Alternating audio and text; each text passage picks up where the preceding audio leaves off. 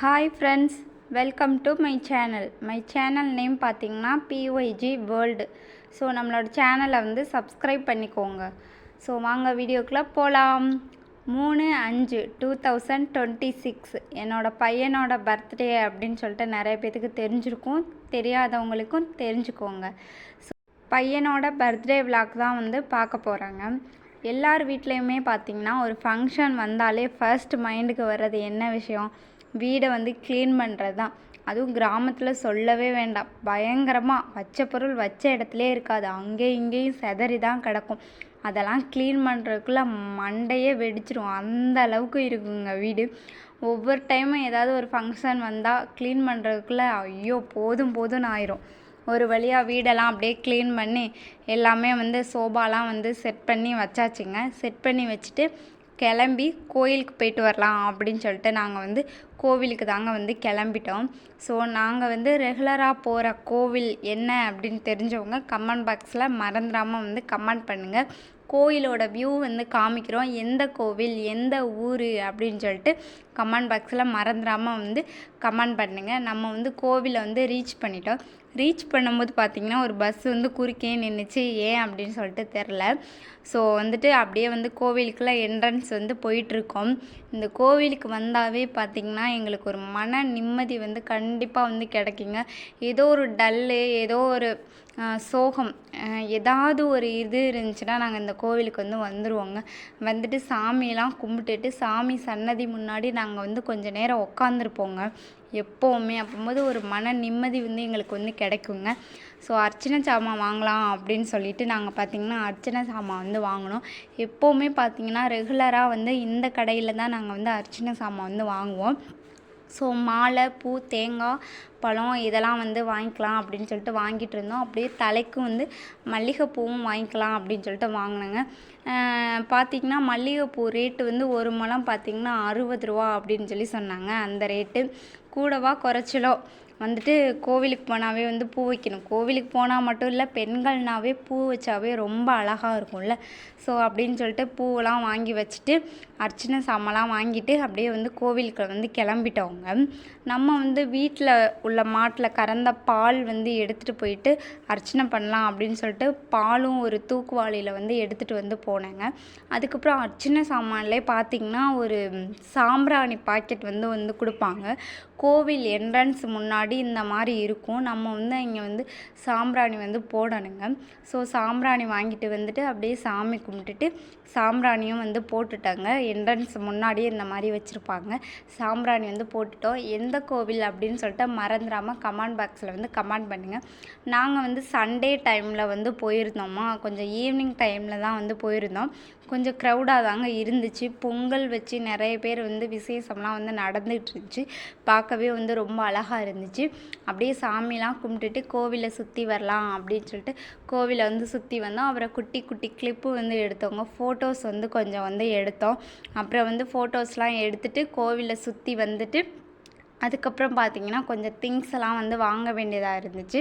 அதனால் பார்த்திங்கன்னா வந்து ஒரு பேக்கரி போகலாம் அப்படின்னு சொல்லிட்டு இந்த கோவில் பக்கத்துலேயே பார்த்திங்கன்னா பேக்கரி வந்து ஒன்று இருக்குது. அந்த பேக்கரி வந்து போகலாம் அப்படின்னு சொல்லிட்டு பேக்கரிக்கு தாங்க வந்து போயிட்டோம். பேக்கரிக்கு ஏன் போனோம் அப்படின்னு சொல்லி பார்த்திங்கன்னா கேக் வாங்கவா அப்படின்னு சொல்லிட்டு நிறைய பேர் வந்து திங்க் பண்ணியிருப்பீங்க. கேக்கு வந்து நாங்கள் வந்து வேறு இடத்துல வந்து புக் பண்ணிட்டோம். கேக்கு இல்லைங்க. அப்புறம் வந்து அந்த கேக் வச்சு கொடுக்குற பிளேட்டில் அந்த மிக்சர், பிஸ்கெட்டு, சாக்லேட் இந்த மாதிரிலாம் வச்சு கொடுப்போமா. ஸோ அதெல்லாம் வந்து வாங்குறதுக்காக வந்து வந்திருந்தோம்.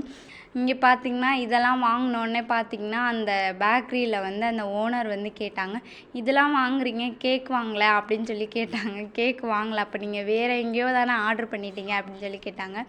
ஆமாம், உண்மை தான், வேறு வந்து ஆர்டர் பண்ணிட்டோம் அப்படின்னு வந்து நாங்கள் சொல்லியிருந்தோம். அதுக்கப்புறம் பார்த்திங்கன்னா நான் என்ன பேசிகிட்ருக்கேன் அப்படின்னு சொல்லி பார்த்திங்கன்னா மிக்சரோட ரேட்டு பார்த்திங்கன்னா வந்துட்டு 1 கிலோ வந்து 180 அந்த ரேட்டில் வந்து சொன்னாங்க. ஒரு 2 டேஸ்க்கு முன்னாடி வந்து நான் வந்து மிக்சர் வாங்கியிருந்தேன், 150 வந்து சொல்லியிருந்தாங்க. அதுதான் வந்து பேரம் பேசிகிட்டு இருந்தேங்க. செம்ம காமெடியாக இருந்துச்சு. அதுக்கு அவங்க வந்து சொன்னாங்க, ஒவ்வொரு பேக்கரியிலையும் பார்த்திங்கன்னா மிச்சர் வந்து ஒவ்வொரு விதமாக இருக்கும்.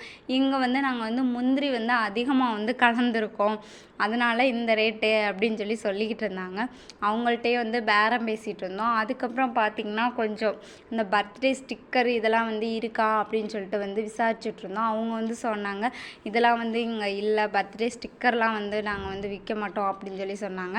சரி அப்படியா அப்படின்னு சொல்லிட்டு எல்லாமே வந்து தேவையான திங்ஸு, சாக்லேட்ஸு, மிக்சரு, அதுக்கப்புறம் பிஸ்கெட் இந்த மாதிரிலாம் வாங்கிட்டு அப்படியே வீட்டுக்கு வந்துட்டாங்க. வீட்டுக்கு வந்ததுக்கப்புறம் வந்து நொங்கு வேட்டைங்க. எல்லா ரிலேட்டிவ்ஸுமே வந்து வந்துட்டாங்க. ஸோ நொங்கு வேட்டை பார்த்திங்கன்னா, நொங்கு வந்து போய் வெட்டிட்டு வந்துட்டு நொங்கு வந்து குடிச்சிட்டு இருந்தோம்.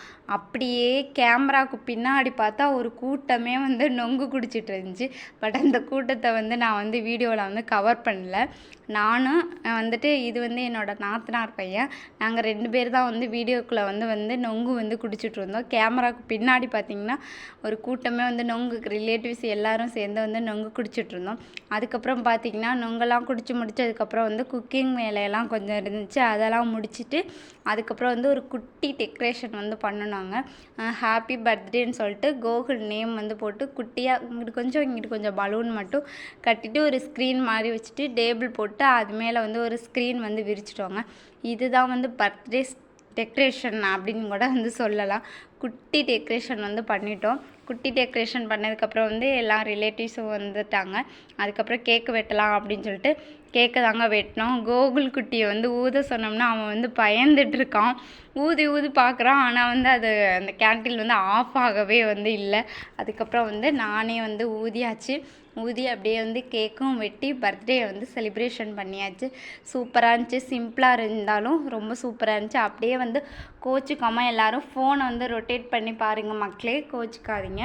அதுக்கப்புறம் வந்து பர்த்டேலாம் வந்து சூப்பராக செலிப்ரேஷன் வந்து முடிஞ்சிடுச்சு. அதுக்கப்புறம் வந்து சாப்பாடு டைமில் ஸோ எல்லாேருக்கும் வந்து சாப்பாடு போடலாம் அப்படின்னு சொல்லிட்டு சமைச்சிருந்தோம். ஈவினிங் டைமில் என்னென்ன சமையல் அப்படின்னு சொல்லி பார்த்திங்கன்னா வந்து ஒயிட் ரைஸ் வந்து செஞ்சுருந்தோம். அப்புறம் வந்து சிக்கன் குழம்பு வந்து செஞ்சுருந்தோம், மீன் குழம்பு, அப்புறம் வந்து மீன் வறுவல், எக்கு, ரசம், தயிர், இந்த ஐட்டம்ஸ் மட்டும்தாங்க வந்து நாங்கள் வந்து செஞ்சுருந்தோம். கேக்லாம் வெட்டி முடிச்சுட்டு பார்த்திங்கன்னா வந்து இந்த வெடிக்கிற ஒரு இது இருக்குல்ல, அதை வச்சு வந்து வெடிச்சிட்டாங்க. கேக் மேலே அந்த தூசியெல்லாம் வந்து விழுந்துருச்சு. நான் வந்து முழுசாக நனைஞ்சதுக்கப்புறம் முக்காடு எதுக்கு தேவையா அப்படின்ற மாதிரி வந்து கேக்கில் ஒட்டினதுக்கப்புறம் தான் நான் வந்து அந்த மாதிரி வந்து குமிஞ்சேன். காமெடியாக இருந்துச்சு. அப்புறம் அந்த இதெல்லாம் வந்து எடுத்து போட்டுட்டு அதுக்கப்புறம் எல்லாேருக்கும் கேக்கு வெட்டி அந்த இதில் வச்சு வந்து கொடுத்துருந்தாங்க. ஸோ இந்த வீடியோ பிடிச்சின்னா லைக், ஷேர் பண்ணுங்கள், கமெண்ட் பண்ணுங்கள். மறந்துடாமல் என்னோடய பையனை வாழ்த்துங்க.